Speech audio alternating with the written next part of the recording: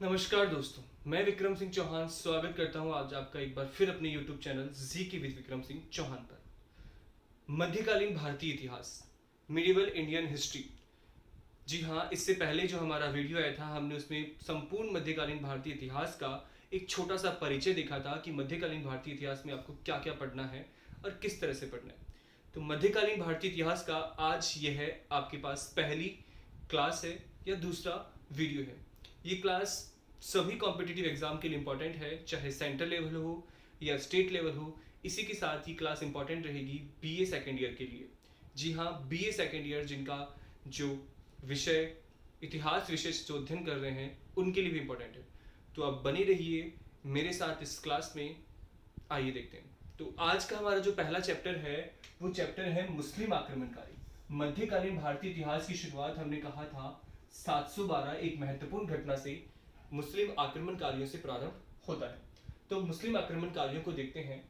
तो मुस्लिम आक्रमणकारी की बात करूं तो दो भागों में बांटा गया है मुस्लिम आक्रमणकारियों को। एक भाग है जिसका नाम है अरबी आक्रमणकारी और दूसरे जो थे आक्रमणकारी उन्हें कहा गया है तुर्की आक्रमणकारी। एक अरबी आक्रमणकारी और दूसरे तुर्की आक्रमणकारी।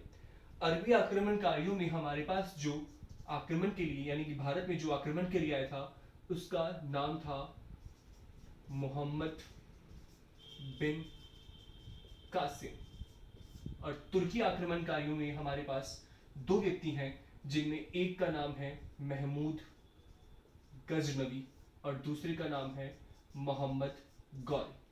जी हाँ, ये कुल तीन आक्रमणकारी हैं जिनमें मोहम्मद बिन कासिम पहला मुस्लिम आक्रमणकारी, दूसरा गजनवी है, तीसरा गौरी है। अगर पूछा जाता है कि पहला तुर्की आक्रमणकारी कौन है तो यहाँ पर नाम होगा गजनवी का, और पहला अरबी आक्रमणकारी कौन है तो मोहम्मद बिन कासिम। मोहम्मद बिन कासिम से पहले भी आक्रमणकारी आए लेकिन वह सफल नहीं रहे।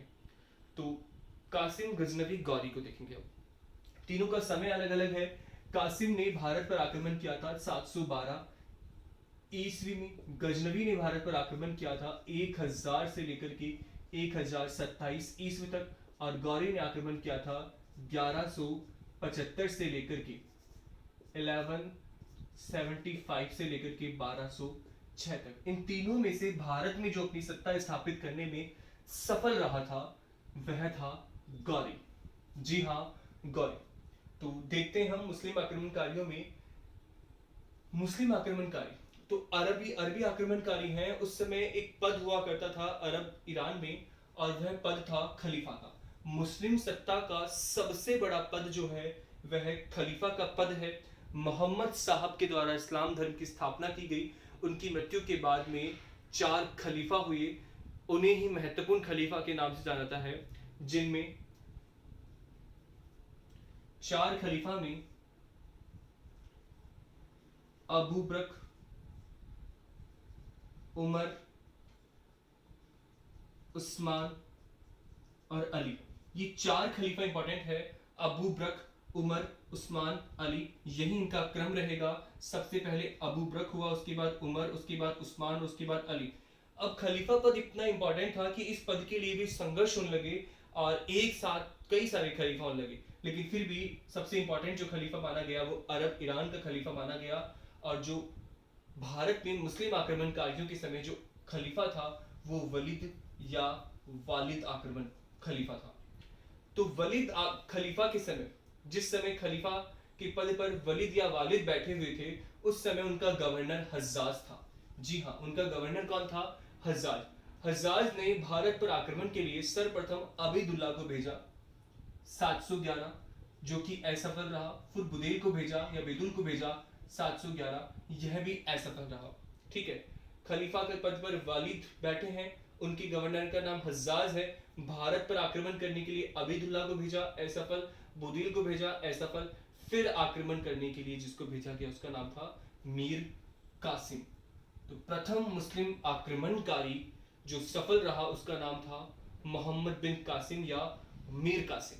ठीक है, मीर कासिम प्रथम मुस्लिम आक्रमणकारी है। 712 में भारत पर आक्रमण किया। आक्रमण के लिए इन्होंने मकरान होते हुए सिंध पहुंचे थे। मकरान के रास्ते से सिंध पहुंचे, इसके बाद यह निरुन के क्षेत्र पर जाते हैं और निरुन पर अधिकार कर लेते हैं। जी हाँ, मकरान होते हुए, मैप पीछे क्लास में मैंने आपको मैप से बता दिया था, तो मकरान से होते हुए निरुन पहुंचे और निरुन पर अधिकार कर लिया। निरुन में इस समय जो थे वो बौद्ध धर्म के मतावलंबी यानी बौद्ध धर्म के अनुयायी थे।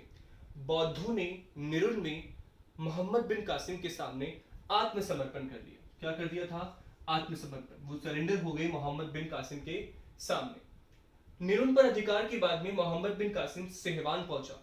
सेहवान में बजहरा को पराजित कर दिया। सेहवान में जो अधिकार या गवर्नर था वो बजहरा था, जिसे पराजित कर दिया मोहम्मद बिन कासिम ने और उसे मृत्यु दंड दे दिया या जिसकी मृत्यु हो गई।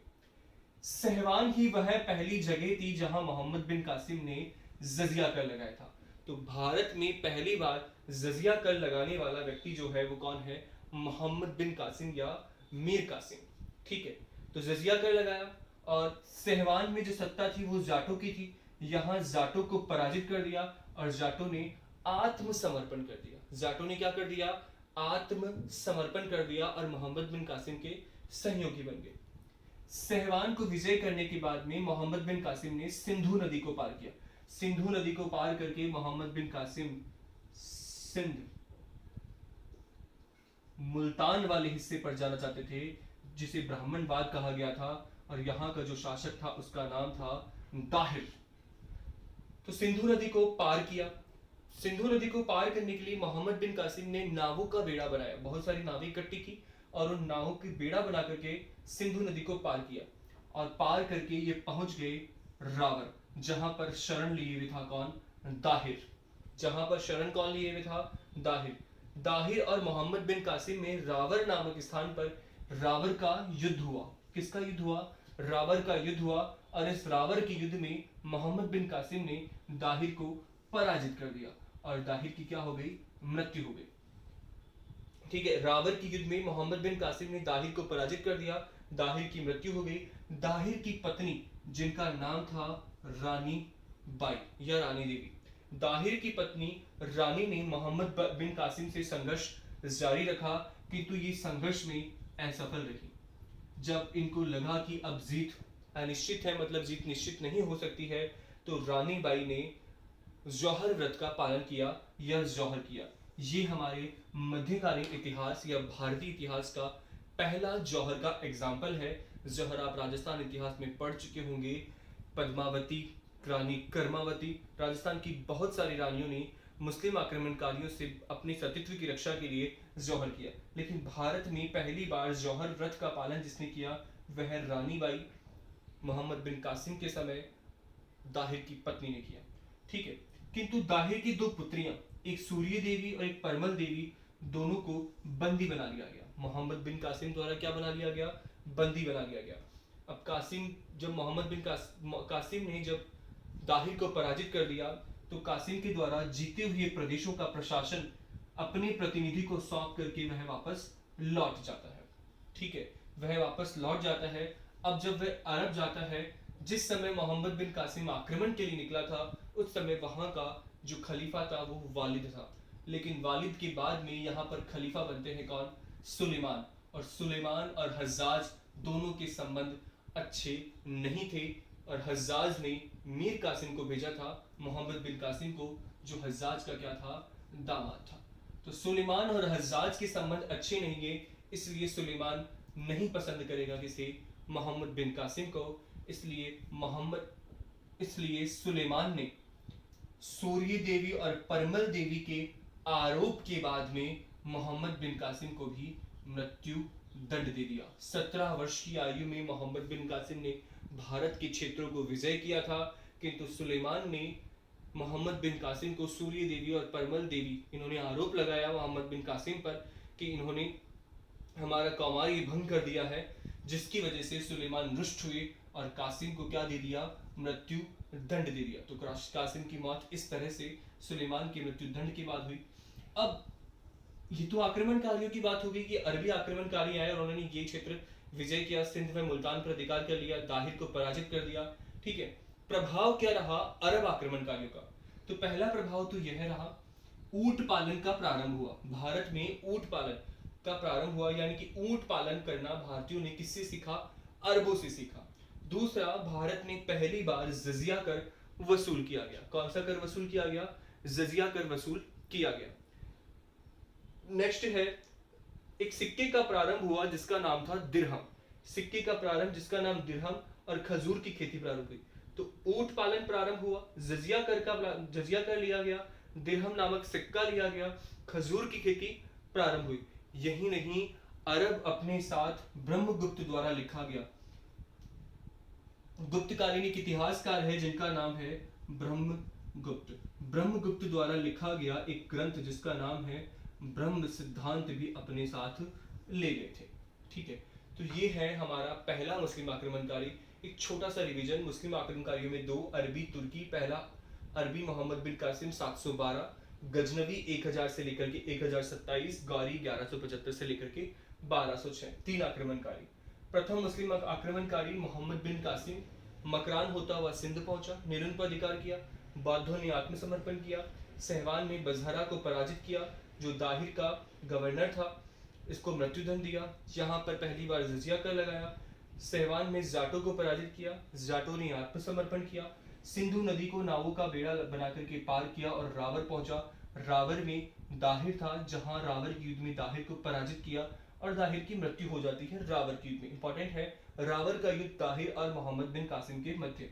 दाहिर की पत्नी रानी बाई ने संघर्ष जारी रखा किंतु असफल रही। बाद में रानी बाई ने जौहर व्रत का पालन किया।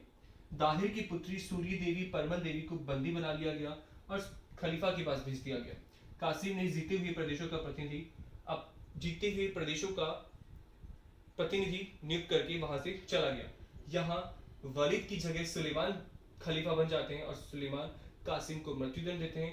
प्रभाव में ऊंट पालन का प्रारंभ, जजिया कर पहली बार लगाया गया, दिरहम सिक्का का प्रचलन हुआ, खजूर की खेती का प्रारंभ हुआ।